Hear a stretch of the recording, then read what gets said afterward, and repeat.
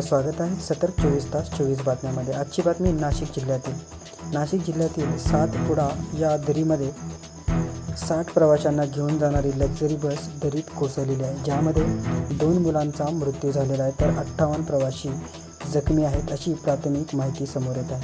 58 प्रवासी जखमी झालेल्यांना त्वरित रुग्णालय येथे उपचारासाठी दाखल करण्यात आलेले आहे, परंतु ही घटना एका गाडीला ओव्हरटेक करताना घडलेली आहे। त्याचा लाईव्ह व्हिडिओ समोर आलेला आहे। तो लाईव्ह व्हिडिओ पहा आणि अशा घटना आणि असं गाडीला ओव्हरटेक करण्याचे टाळा, असं या सतर्क 24 बातम्याकडून आपल्याला विनंती करण्यात येते।